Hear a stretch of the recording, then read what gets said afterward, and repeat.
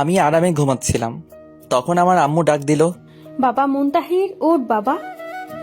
আম্মু উঠতেছি, দাঁড়াও তো। আরে বাবা, আজকে না তোর প্রথম কলেজ? আমার মনেই ছিল না আম্মু। আচ্ছা তুই এখন উঠ। আম্মু। তারপর আম্মু চলে গেল, আর আমিও ঘুম থেকে উঠলাম। এখন ফ্রেশ হতে হবে আর কি। তো আমার পরিচয়টা একটু দিয়ে দেই। আমি মুস্তাহির আহমেদ উকিম। বাবা মায়ের একমাত্র ছেলে, আর একটা বোন আছে, শ্বশুরবাড়ি চলে গেছে। আর আমি এবার ইন্টার প্রথম বর্ষে। বাস্তবে আমি এখনো অনেক পিচ্ছি। যাই হোক, গল্পে যাওয়া যাক। তো আমি ফ্রেশ হয়ে আসলাম খাবার টেবিলে। আমি আব্বু একসাথে খেতে বসলাম। আমরা সব সময় একই সাথে খাওয়া করি। তা বাবা, তোর তো আজকে কলেজ প্রথম দিন, তাই না? আম্মু। শোন বাবা, আমরা বাবা গরিব মানুষ, এবেলা খাই তো ওবেলা চিন্তা হয়। জি আম্মু। কারোর সাথে ঝগড়া করবি না, উঁচু গলায় কথা বলবি না। আম্মু, তুমি কি আমাকে কখনো এমন কাজ করতে দেখছিলা?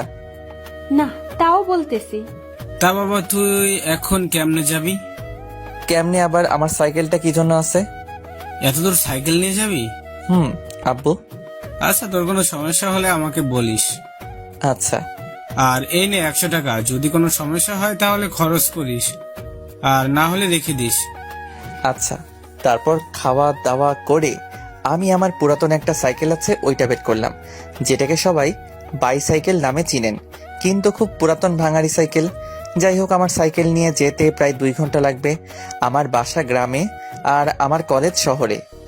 15 কিলোমিটার রাস্তা। এইখানে সব বড় বড় লোককে ছেলেমেয়েরা লেখাপড়া করতে আসে। আর সেই কলেজে আমি ভর্তি হয়েছি। আসলে আমার সব পরীক্ষার রেজাল্ট খুবই ভালো ছিল। আর যে স্কুল থেকে আমি লেখাপড়া করছিলাম, ঠাকুরগাঁও সরকারি বালক উচ্চ বিদ্যালয়, প্রথম ছাত্র ছিলাম। আর গরিব ছিলাম বলে স্কুলের সব স্যারেরা আমাকে অনেক হেল্প করছিলেন। সাইকেল চালিয়ে আমি চলে আসলাম আমাদের সেই কলেজে। কলেজের গেটে খুব সুন্দর করে একটা লেখা, ঠাকুরগাঁও সরকারি কলেজ। আমি গেট দিয়ে প্রবেশ করতে করতে দেখি চারিদিকে শুধু হাসির আওয়াজ।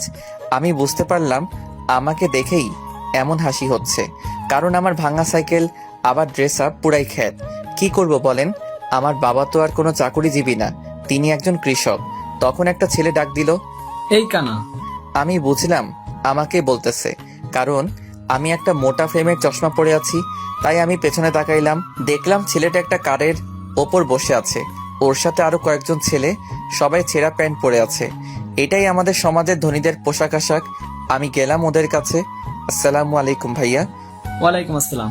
তা বাবু, তুমি কি আজকে নতুন? ভাইয়া, আমি আজকে নতুন। আমি কে জানিস? না ভাইয়া। আমি বাপ্পি, এই কলেজে সভাপতির ছেলে।